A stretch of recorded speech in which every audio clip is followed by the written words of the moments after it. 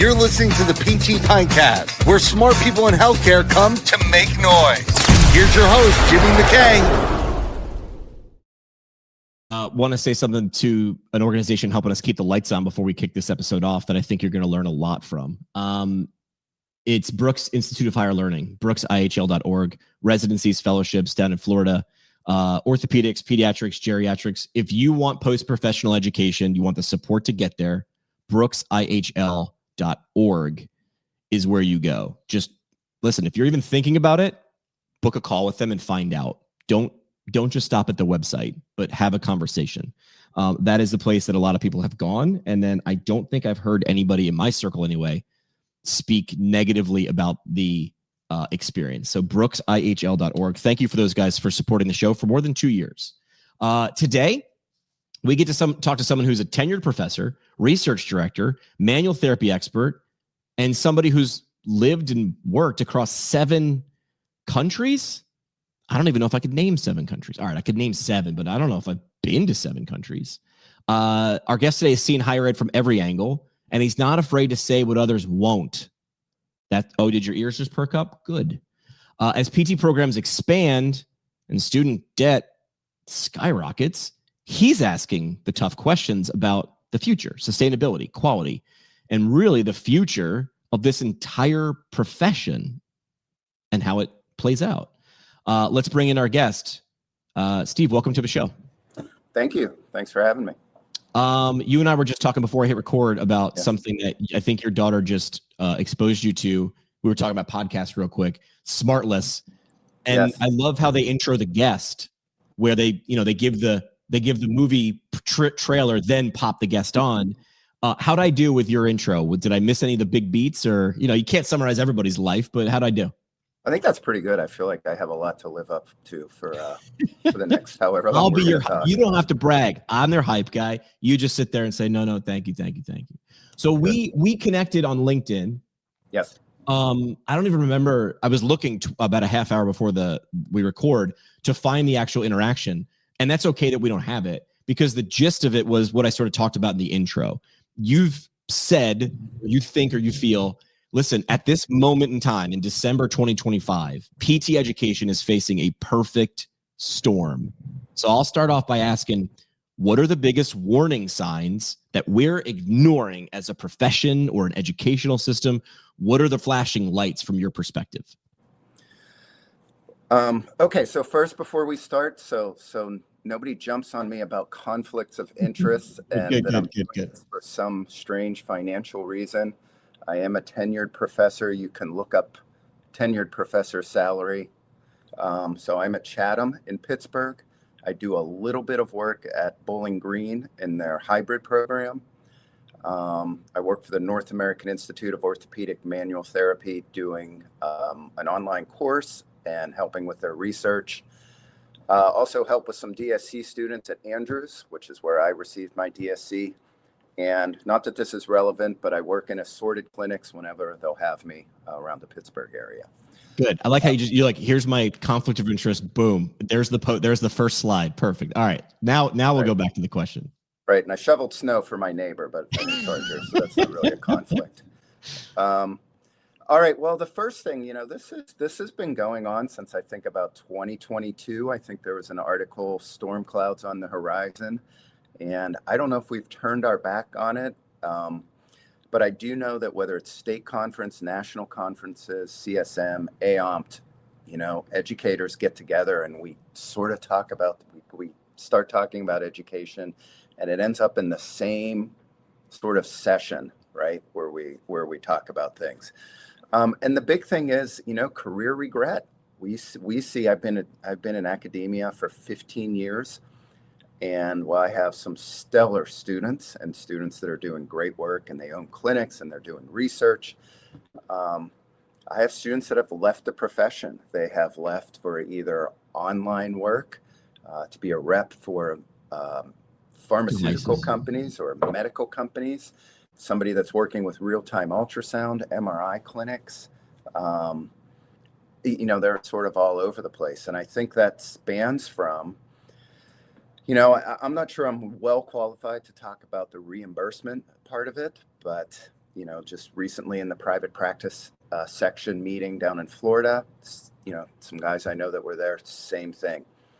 We are seeing lower reimbursements, where it's more difficult to get into some of these larger providers to even see patients. Even if you are fellowship trained and certified and have experience, they're not letting people into the system, so they're losing out on patients. So to try to coalesce all that, I think students are coming out with a high level of debt, which I'd like to talk about that. They're in the profession and they just can't make it work. They're getting burned out. They're getting pushed to see more patients, to present more billable units, and it's difficult. And this is I think says more about the profession maybe than education, and where maybe we're going to talk a little bit more. But there is a considerable amount of burnout in the profession, and students becoming therapists, and then leaving the profession. Just a recent, what was it, career regret with PTs. I have the numbers here. 41.3% of PTs regretted their career based on loans and costs. And then they're leaving within 10 years of graduation. Yeah. Why does that? So that's the hard data. That's the objective. But just for a second, before we move on to a different topic, why does that bother you so much? I mean, I'm going to assume it's because you're an educator and you care about this stuff. And you're like, hey, I show up for the paycheck and because I like the job, but also I like the thing that we produce, which is people, not degrees, right? So why does it bother? Well, how does it make you feel from a personal perspective to watch people leave the profession? If I've had 15 classes, that's give or take 600 students, at least coming through our DPT program. And some of the better students that are forward thinking and are excellent clinicians and excellent managers are leaving because they either have better opportunities, they're more motivated, or they can't make it work.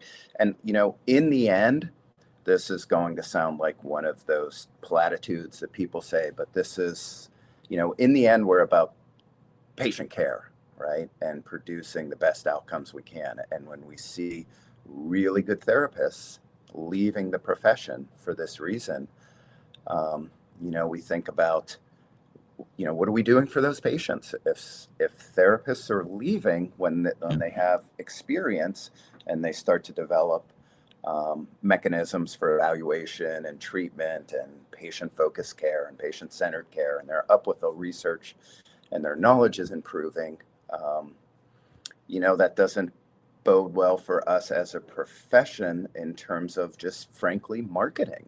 Yeah. Right? If every time somebody goes to a therapist, and nothing against new grads, but they're seeing somebody without the experience or without that level of knowledge.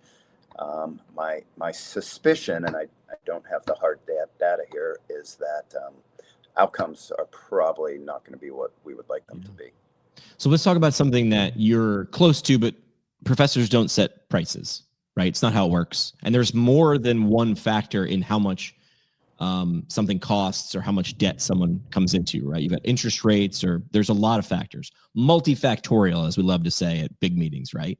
But with DPT student debt exploding and salaries haven't changed much, if you had a magic wand, what do you think needs to happen at the program level, profession level? Like, this almost feels like Sesame Street. Like, these are the people in the neighborhood. What do those people in the neighborhood need to do, if you had that magic wand, to make this slow down or even get better?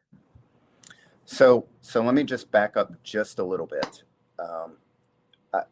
I would say that sometimes you have to dig deep for this data and for these numbers, and oftentimes it's different depending on what source you pull, whether it's private practice section, journal article, the APTA, the Bureau of Labor Statistics. It's all different, right? It doesn't seem to add up.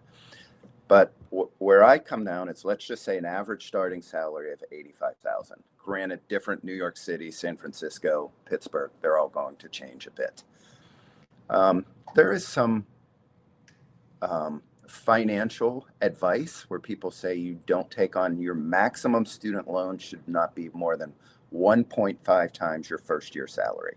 Got it. I've Right. seen that as well. Yeah. So, and we have undergraduate debt, right? And Correct. we're asking them to take on more. So let's just consider I pulled like 127,000 as that maximum number, right? But we know about a third of students have over $150,000 in debt, and some programs cost more than $150,000. My hope is that, not sure I'm answering your question, because that's a tough question, but well, you're getting to the, you're not just saying, well, Jimmy, it's complicated. You're showing me some of the many different ways in which it's complicated, or it's not that simple. Simply by saying, how much does a DPT cost? Well, what is that person or the average person or most of those people carrying? It is undergraduate. They are going right from one to the other, or maybe they've had 2 or 3 years in between. So it's not simple. So one thing is just to get the information out. There is a tremendous variety of costs when it comes to a DPT program. Anywhere from an in-state, somewhere around $40,000, all the way up to the mid 200s. Yeah. I mean, that's just insane variation. But I think trying to let students know what the numbers are, and then hopefully they can be consumers of our programs and look and say, you know, if that Honda and that Mercedes, they're getting me to the same location. Right. Take why the Honda. Why am I choosing the Mercedes? Like let me take a look at this and really make an informed decision. Agreed. Let me throw one more wrinkle into that too, though, because if we're using Honda analogies and Mercedes, one more wrinkle on that would be if I apply to 3 Hondas, 3 Mercedes, and a Lamborghini, and we know seats are limited because that's how seats are, and I'm standing still with the world and time passing by, and I go, well, there's more people applying to Hondas, so it's harder to get in there. Less people applying for Mercedes because they're smart and they're not even going to apply there, and very few to the Lamborghini. I have to make that decision on what's a year's worth of me standing still worth and where did I get in, right? So there's one more wrinkle. And again, that's simple, but not easy. True. And you know, I would call LinkedIn the polite Twitter or X. Yeah. For now, let's not ruin it, Steve. And I do have some students reply to some of my posts saying, you know, I only got in here. Yeah. And I really want to do this. And they've taken what I think is a smart strategy and worked for a few years and banked some money and become a little bit more independent. And then they get into a program that's, you know, $145,000. And look, I am not saying that these programs are not good, that you don't get a good education, that the faculty isn't good. It's just when you look at the numbers and you look at what we know about burnout and people leaving the profession, I don't think we can ignore that. We have to really kind of look at as an educator and say, well, what is happening to these tuition dollars? And invariably, what I see, again, I don't have hard data for you. There is somebody doing this right now, but it's just not done yet. So she didn't feel comfortable sharing incomplete data with me. A lot of the newer programs are basically to stabilize institutions that are not doing well. And there are a lot of institutions not doing well because of what we call the fiscal cliff or the enrollment cliff in higher ed, which is more students or less students, right?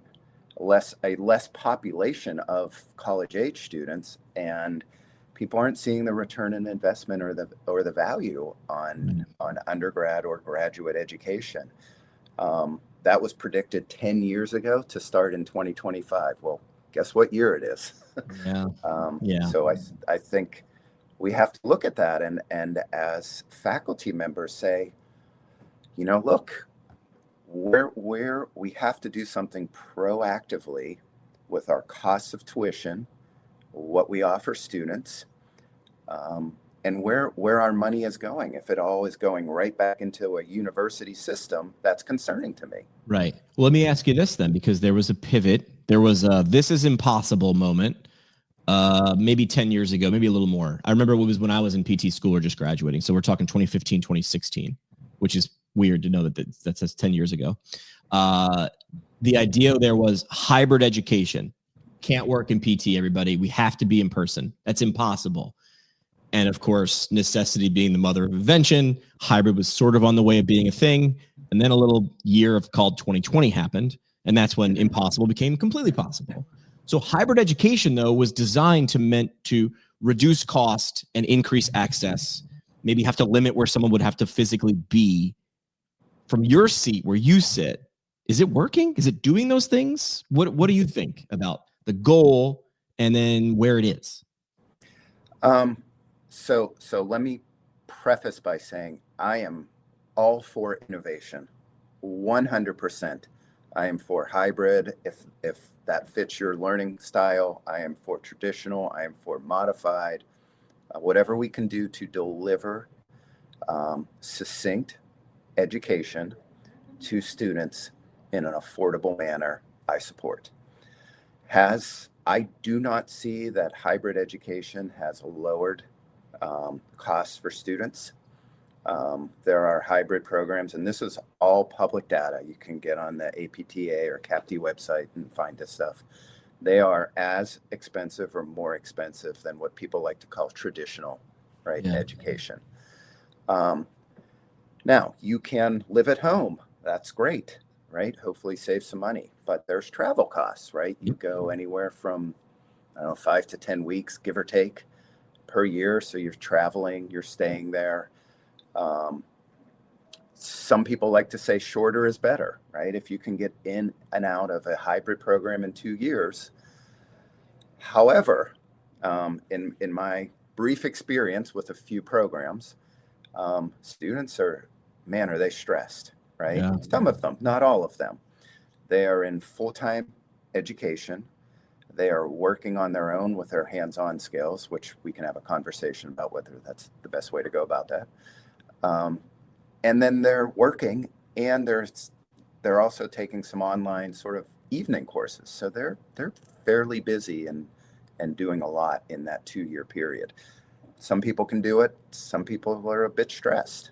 But in answer to your question, has it lowered the cost? I do not see that it has. I do not see hybrid programs being substantially less than traditional programs or the overall average of a DPT education coming down. That has not happened. Okay. Staying in this sort of area and understanding it's almost like the government, right? Federal, executive, there's always branches that lean on each other.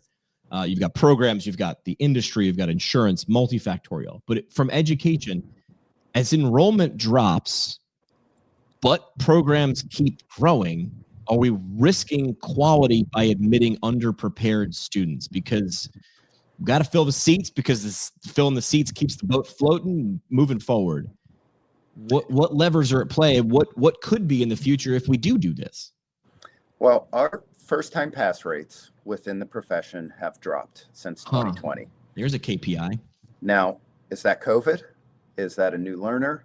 Is that social media? Yeah. I mean, I don't know. It's, again, multifactorial. You can't isolate, right? That's how the world works, right? So cohorts above 70, from me just looking at the data and pulling things and looking. This is not published information. This is my going online and looking. Your lens, right? Okay, right. That's okay. A lot of these cohorts have more than 70 students. So that less than 80% first-time pass rate, right? These are programs with large cohorts. Now, does that mean they are trying to fill seats of students that traditionally would not be admitted to a DPT program? Or because of this enrollment cliff, are there less students and we're pooling on less qualified students? Or is there grade inflation? Yeah. We're not sure, but typically these are newer programs, both traditional and hybrid, mainly hybrid, but also traditional. And that's just, I think, because hybrid is just the newer format. So we see more newer hybrid programs. But those modes, they don't seem to be related, hybrid versus traditional, in terms of first-time pass rates. Now, the good news is the ultimate pass rate is usually high, right? High 90s. So eventually, but when you look at a 20% of students starting to retake an exam, that's a high number, I would argue.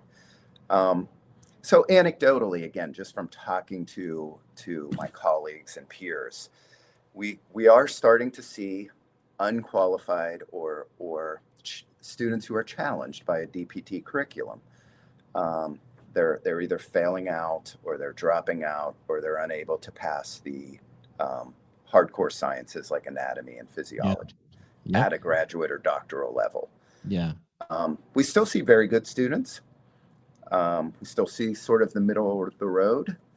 But why that's happening? I mean, I think it's just basic math, though. Like you said, if there's fewer students and more programs, we're again, anecdotally talking to people, they are going through their accept list and their wait list, and everybody's getting in. Mm-hmm. So there are some programs that don't flat out reject people. They put everybody on a wait list just in case. And I hate to hold that against a student that wants to become a PT. But we're seeing it in the numbers. Again, we're seeing the first time pass rate drop. Yeah. And we're seeing students leave the program, right? Leave their cohort before they're even they graduate. So let's go to the other end of this too. You've got faculty with DPTs, PhDs, fellowship, EDDs, and it would be hard to argue that getting smarter people is bad, right? So I'm not arguing that, but I get to ask the questions and look smart, and you got to answer it. You got the tougher job, man. So we got faculty with DPTs, PhDs, fellowships. Is that raising the bar or reacting to a broken system? A little bit of both. It depends. I knew, Steve, come on, we're PTs. We knew it, and it depends would come out eventually. You know, it's more fun when you just put a slogan on a T-shirt or threaten to sue somebody on Twitter, and then people are, think you have all the answers. But look, here's my experiential answer is, I think it's 13 to 15 per teaching assistant, right? In a lab scenario that CAPTE requires. Oh, I see what you mean. Yeah. So I would argue that number should be a little bit less, something like 10. But technically, I would be qualified to go help out in a pediatric lab, right? I do not consider myself personally qualified to do that, but technically, I could do that as a teaching assistant.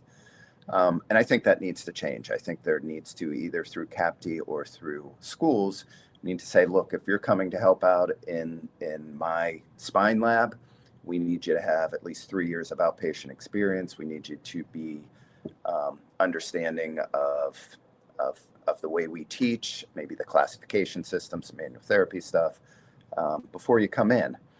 And that requires, a little bit of experience and a little bit of motivation on the teaching assistant's part. Yeah. So that would be one thing. Now, I do know there was a move to, and I can't remember the number of, maybe it's 50-50 at this point, of PhDs to fellowship trained. Right. So yeah, can a fellowship trained therapist be an outstanding teacher? For sure, right? And can a PhD be not as good as that person?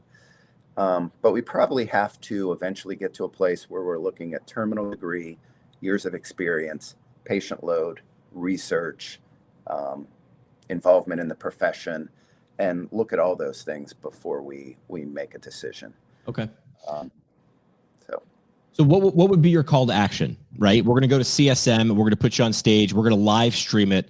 300,000 physical therapists, all the physical therapists just in the US are going to be able to hear Steve for 90 seconds. What would your call to action be? What do PT faculty, program leaders, clinicians, this is pretty much saying, Steve, you get to ask everybody one question, but what do they need to be doing right now? You can really only have one call to action. What would your charge be?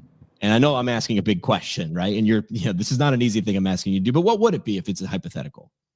So in the end, we are where we are to serve patients, right? PT is not a profession in general or medicine shouldn't be, where you go in thinking, I'm in this for the money. So I think we have to look at where we are now, and we can't ignore it. And the first thing is, so for educators and academics, right? And I probably will need more than 90 seconds for this, but I'll try. That's all right. That's all right. We need to really look within and say, look, we need to make tuition more affordable. We need to look at that 1.5, right, over first year salary and think about what it is in Pittsburgh and Kansas City and Oklahoma City and Los Angeles and figure out what is possible. And then I think we have to get a little bit confident as educators and say, hey, if we're bringing in a cohort of, let me just make this round numbers, right, of 10, and we charge them $10, that's $100. Where's that money going within the university? It's not all going to salaries. And if we're in a hybrid program and we don't need office space and we don't need the traditional lab space, I understand there are additional expenses. We need to price that accordingly to keep the profession going. Well, I'm not going to say you said this. I'll say sources have told me a lot of times PT programs are programs that can float other majors. They essentially help the university stay afloat because it's so ROI positive. I think I said that. All right, good. I'll admit. Yeah, I mean, and that's why I say we need to be a little bit more confident in what we're doing and looking at the growth that is projected for physical therapists in the coming 10, 20 years, again, depending on where you look, and not be the program that props up either the overall university or universities that are running into fiscal distress. Yeah, and it's not fair. It's not fair. Yeah, and I'm sympathetic and empathetic to that, but it is not sustainable for the profession just to start a program because your university is having financial problems. Yeah, and the data is out already. Right? We're seeing people leave profession. We're seeing people stressed. We can go over numbers of what this means for monthly payments for students. But we have to look at affordable tuition. We have to look at when we bring students in, we have to advocate for students so that they can advocate for their patients. Work study should be something that we give them. If they're going to help a professor with their research, there should be a stipend associated with that. Perhaps with graduate students in profit making or profitable programs, we ought to let them like 50% off housing or even free housing. Universities do not want to hear this. They do not want to hear somebody saying, hey, you made 1.2 million off of our program last year. I have an idea. Let's make it 800,000. Yeah. They're not going to be receptive to that. But if they're not, I think we're shooting ourselves in the foot for later, because eventually the market forces are going to pull students to places that are more affordable. Yeah. And it's just not going to work for some of these universities. You got smart people making smart decisions, and that's not to say, don't be quoting me. That's not to say someone who stays as a clinician is not doing a smart thing. But when someone leaves, I left clinical practice because I said, this really isn't for me, but also that math wouldn't math even if it was. People are making decisions based on, I gave this analogy the other day. The coach always told us, the logo on the front of the jersey is more important than the logo on the back, meaning the team's more important than the individual. And I push back on that now. The name on the back's my family name. I make decisions on that first. And then if it's okay, I play for the team. So I sort of reverse that. So I think you have people making decisions based on, unfortunately, being able to survive in 2025, 2026. And those people have signed up for, I'd love to be in a profession that does yes and. It helps me survive and I get to be the greater good. I think if I was going to sum up what you were saying is, let's make sure we don't penalize for people doing that. Let's make sure we all can at least win. If we don't do that, we will feel repercussions 5 to 10 years from now. We're already. And that would be what I would say to academia, to the APTA, or to our larger organization, and to CAPTE. I'd say, when you approve a new hybrid program, you're approving an influx of therapists across the United States, and that needs to be a consideration, right? Are we indeed going to flood the market with new PTs? Possibly, again, depend on what data set you look at.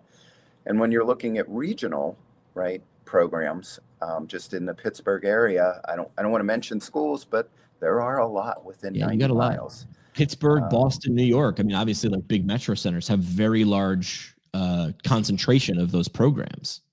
Yes, we have to have somebody say, there are enough programs in this area, or there are enough programs that feed, the whole country. And when there are programs that say, well, we're going to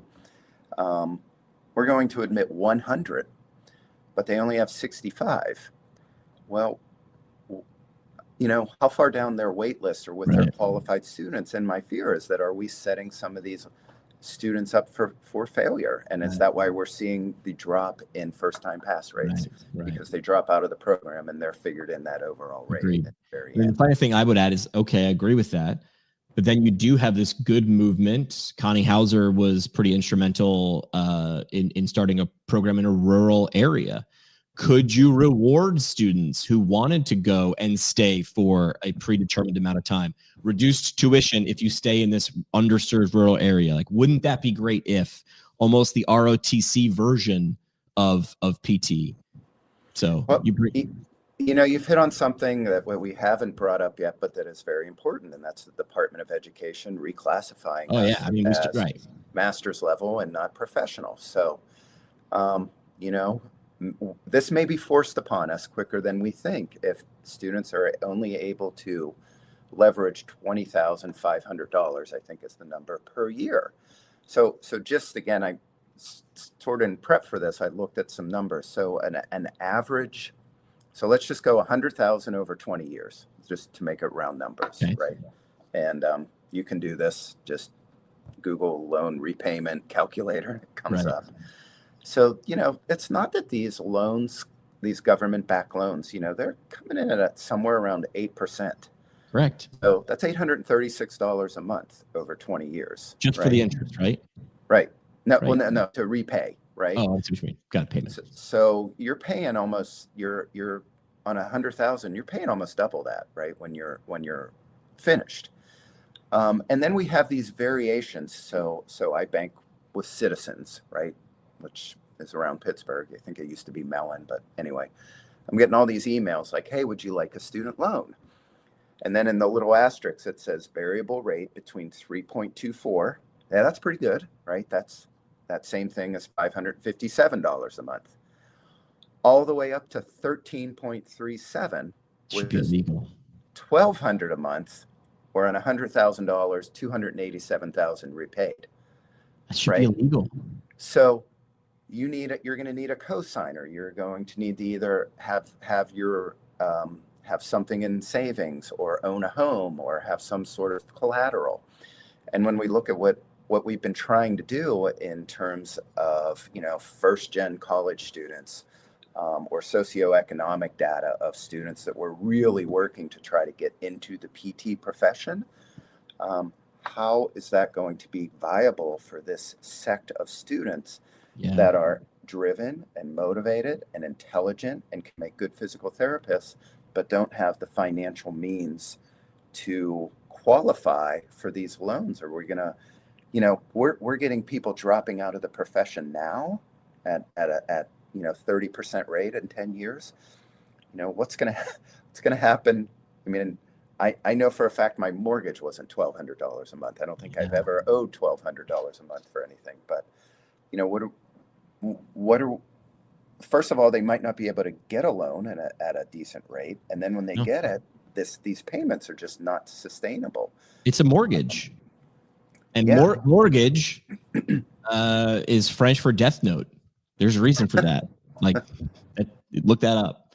I feel like we can keep going on this, and maybe we will, but let's do a game right now. Are you down with a game? I didn't prep you for this, but you want to play a quick game? All right, let's do it. All right. Thanks to U.S. Physical Therapy for supporting the show, a national network of clinics focused on developing clinicians, not burning them out. Leadership tracks, mentorship, career growth, and the stability to build your future in PT. If you want a place that supports how you want to practice, that's U.S. Physical Therapy, USPH.com. All right, Steve, the game we are going to play today is called Storm Clouds or Silver Lining. So we're talking about the storm clouds coming. You mentioned that. I'll throw out a trend or an issue in PT education. You tell me if it's a brewing storm on the horizon or a silver lining, and maybe give me like a couple words why. And am I allowed to choose both, or it's one or the other? It's PT. You can always choose both. You can always choose. It's independent. It depends. First up, storm clouds or silver lining, hybrid education, storm cloud, silver lining, or both. I think silver lining, because Okay. I am hoping that the tuition rates will rebalance themselves. And I do know several very good educators within the hybrid space at this time. Perfect. Pass rate declining, storm cloud, silver lining. That is a storm cloud exponential. And Yeah. if we don't look at that, we're in trouble. New DOE rules. You knew I was going to bring it up somewhere. There it is. New DOE rules, which had happy Twitter, LinkedIn in a tizzy for the last 2 weeks. The only silver lining is that it's going to force programs to do the things that I've sort of suggested. Hope you're right. The rate at which we're looking is that's a storm cloud, and that's going to be that's going to be a very difficult thing to navigate. AI in PT school. Is this a storm cloud or silver lining? Funny, I just met with somebody about this. Talk about an it depends answer. Yeah. How it's used. He is a silver linings. Can't wait. I'm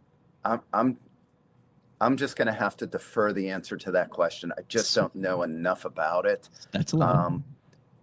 If I see a Steve Karras avatar teaching, that's when we know where it's spinal rehab somewhere. That's going to be a problem. All right, last one.